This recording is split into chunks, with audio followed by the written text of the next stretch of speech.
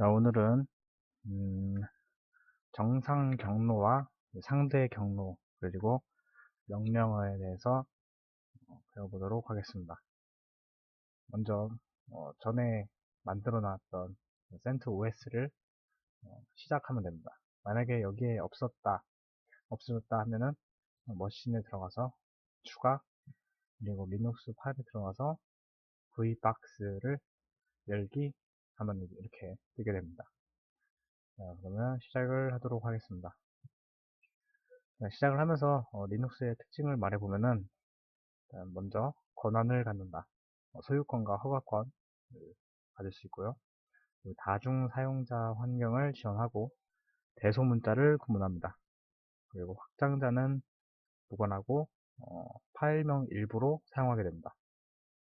그러니까 무슨 파일명 뒤에 이제 .exe2를 하면은 윈도우에서는 실행 응용 파일로 이제 바뀌게 되는데 리눅스에서는 그냥 뒤에 붙은 거는 이게 exe 파일이다 라고 알려주기 위한 형식일 뿐이지 실제로 바뀌지는 않습니다. 자, 리눅스가 켜졌는데 일단 여기서 오른쪽 클릭하고 터미널을 열겠습니다. 자, 터미널에 보면은 어, 글자가 뜨는데 프롬프트 구조를 보면은 먼저 가로 안에 있는 거는 프롬프트의 구분 기호고 루트는 서버에 로그인한 계정명, 그리고 골뱅이는 계정명과 서버 이름을 구분하기 위한 기호, 그리고 로컬 호스트는 서버의 이름, 그리고 물결표는 마지막 경로의 명을 출력해주는 겁니다. 그리고 샵은 관리자로 들어갔을 때이고, 그리고 달러가 되면은 사용자로, 다른 사용자로 들어갔을 때 샵이 됩니다. 달러 표시가 됩니다. 자, 여기까지가 이제 기초적인 구조고, 다음에는 명령어를 쓰는 법을 알도록 하시다. 일단 명령어 쓰려면은 명령어를 쓰고 그 다음에 띄어쓰기를 하고, 예를 들어 cd라는 명령어가 있으면 cd를 쓰고 띄어쓰기 하고 마이너스 하고 옵션 할 거 있으면 옵션을 해줍니다. 이런 옵션이 있다 띄고, 그리고 파일 디렉토리 파일명을 써주면 됩니다. 간단하게 명령어는 이제 명령어 띄고 마이너스 옵션 띄고 파일 이런 식으로 적어주면 됩니다. 자, 다음으로는 이제 푸티를 이용해서 한번 원격으로 하는 법을 알아보도록 하겠습니다. 자, 푸티를 깔기 위해서 주소 창에 hputty.org라고 치면은 이런 화면이 뜨는데 다운로드를 클릭하고 설치 버전을 눌러줍니다. 그럼 다운로드 시작이 되면서 실행 파일이 되는데 실행 파일을 눌러줍니다. 눌러주면은 이런 설치 버전이 있는데 인스톨 해주고 클로즈를 눌러주면은 이제 설치가 완료가 됩니다. 자, 푸티를 깔았으면은 이런 화면이 뜹니다. 자, 여기서 푸티에서 리눅스에 있는 터미널을 접속하기 위해서는 IP가 필요한데 IP부터 확인하는 법을 알겠습니다. 자, 먼저 CentOS로 다시 돌아갑니다. 리눅스에서 IP를 확인하는 방법은 오른쪽 밑에를 보면은 네트워크 모양의 컴퓨터 두 개의 화면이 있습니다. 그래서 오른쪽 클릭하고 네트워크 설정에 들어갑니다. 지금은 그 공유기와 같은 네트워크를 쓰기 때문에 브릿지 어댑터를 해놨고, 여기서 고급을 눌러줍니다. 고급에서 무작위 모드가 거부가 되어 있을 텐데 이거를 모두 사용해줍니다. 그리고 확인 누르고 오른쪽 누르고 터미널을 엽니다. 여기서 IP를 확인하는 방법은 윈도우에서는 IP config였는데 여기서는 if config라고 합니다. ifconfig를 누르면 이런 설명이 뜨는데 여기서 맨 위에 있는 inet 192.168.200.159 이게 이제 가상 머신에 있는 IP가 됩니다. 이거를 푸티에다 넣어줘야 됩니다. 192.168.200.159를 여기다 넣어주는 겁니다. 192.168.200. 몇이라 그랬죠? 159를 넣어놓고 그냥 이 로드는 리눅스라고 하겠습니다. 리눅스로 세이브를 일단 해놨습니다. 그리고 윈도우를 눌러서 이 라인스 오브 스크롤백을 20만 정도로 했습니다. 그리고 어피어런스 들어가서 커서 이제 블링크 커서 깜빡이 해주고 폰트를 설정해줘야 되는데 폰트 콘솔로 하면은 끊기는 게 잘라 보이는 게 없기 때문에 굵게 하고 14포인트 정도로 해줍니다. 이것도 똑같이 콘솔 굵게 14포인트.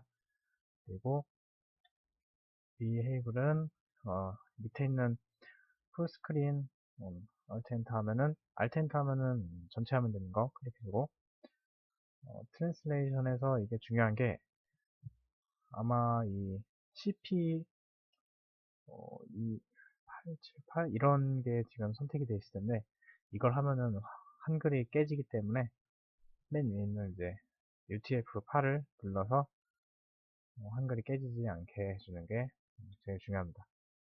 그리고 컬러는 맨 위에 거를 검정색 화면이기 때문에 제일 잘 보이게 연두색으로 하겠습니다.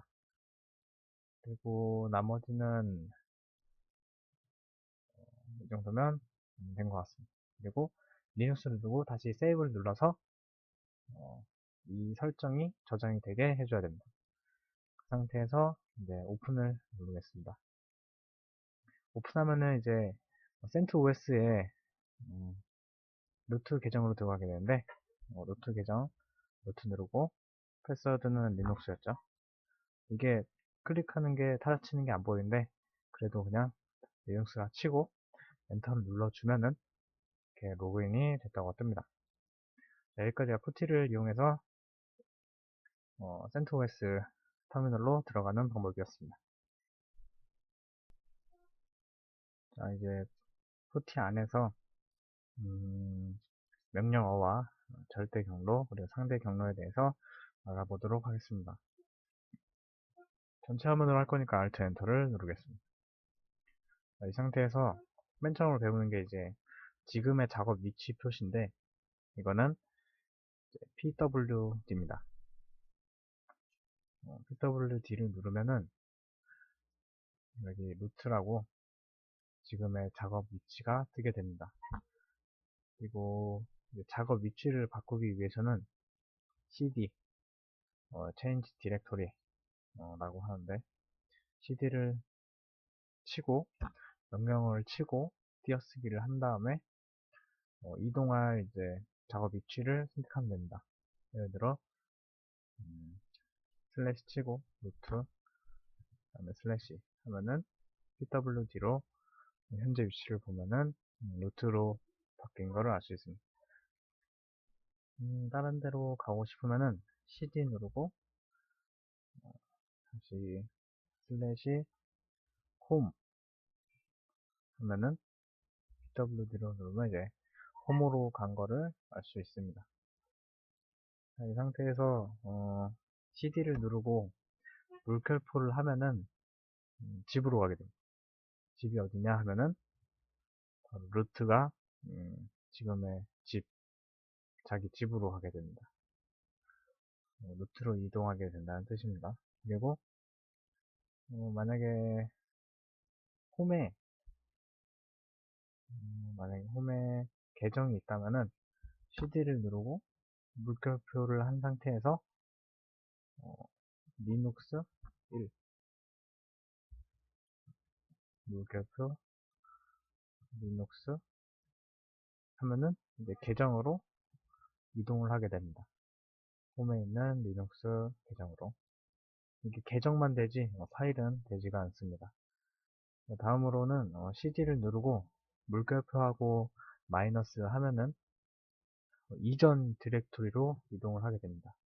이전 디렉토리가 여기서 온 루트이기 때문에 cd 물결표 마이너스 하니까 리눅스에 있다가 다시 루트로 간 거를 알 수가 있습니다.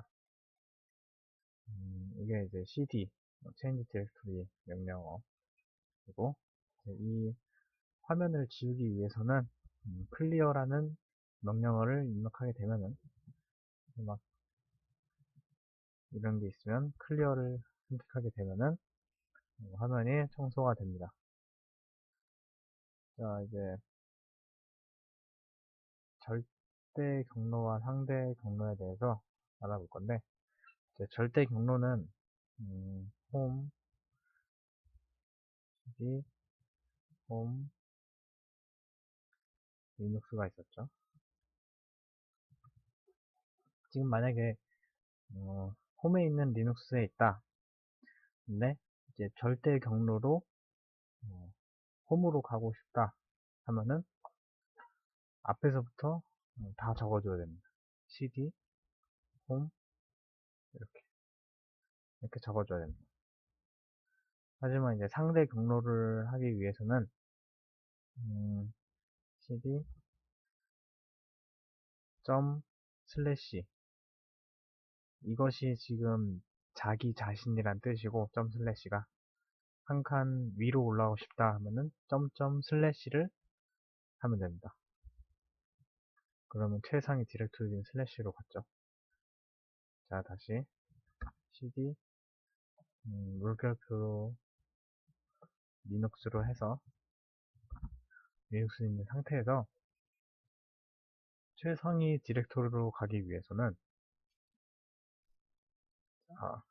절대 경로를 하기 위해서는 cd 슬래시만 하면 됩니다. 하지만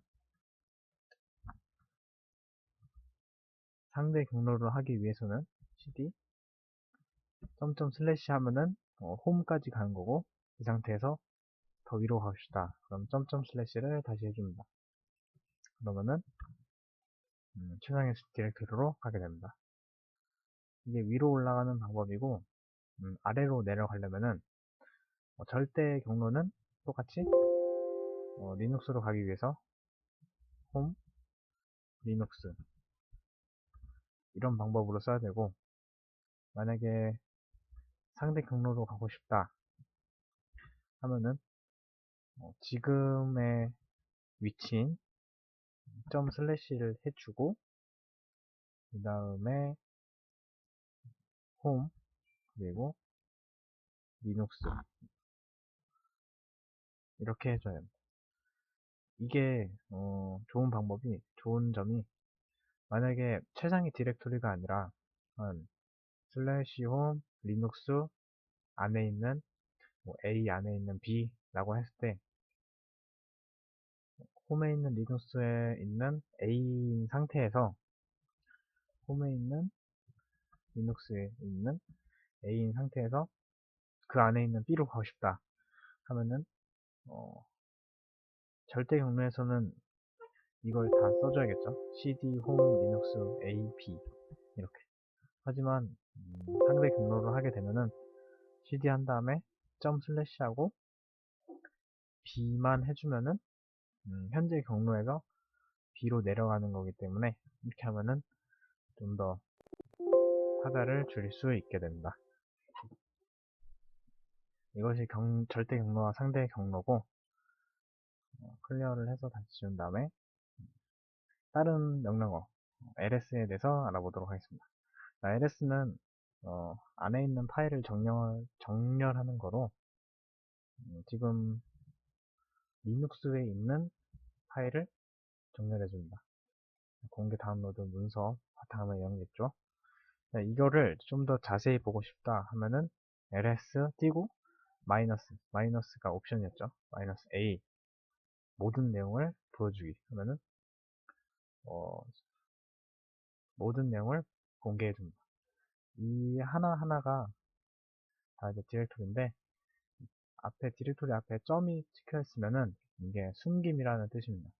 그래서 마이너스 a를 안 해주면 숨김 내용은 이제 공개가 되지 않고 숨기지 않은 내용만 되게 됩니다. 자, 이거는 숨긴 파일을 보는 거고, 만약에 이게 디렉토리인지 아니면 그냥 파일인지 이걸 확인을 하고 싶다면 ls-l 이게 자세히라는 뜻입니다. 그래서 이걸 누르면은 DWX 막 이런 게 있는데 좀 더 자세히 나왔죠. 하지만 이제 숨긴 파일은 나오지가 않았습니다. 이게 D라고 써져 있으면 디렉토리란 뜻이고 그냥 아무 공백 이런 게 있다면은 이런 공백 처리가 맨 앞에 있으면 파일이라는 뜻입니다.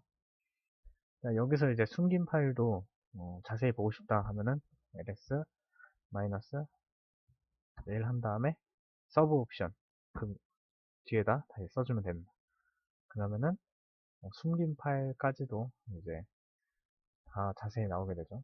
이게 디렉토리고 이게 파일이라는 뜻입니다. 다음은 이제 이게 허가권 이 앞에 있는 게 허가권이란 뜻이고 리눅스 루트 이게 소유권이란 뜻입니다. 앞에 있는 리눅스는 소유자고 뒤에 있는 리눅스는 소유 그룹이라는 뜻입니다. 이 소유 그룹을 숫자로 보기 위해서는 ls-n n으로 하면 이제 소유 그룹이 숫자로 나오게 됩니다. 자, 그리고 이제 하이 디렉토리가 뭐가 있는지 다 알고 싶다. 공개 다운로드 문서 여기에 있는 이제 하이 디렉토리를 알고 싶다 하면은 ls-r 띄고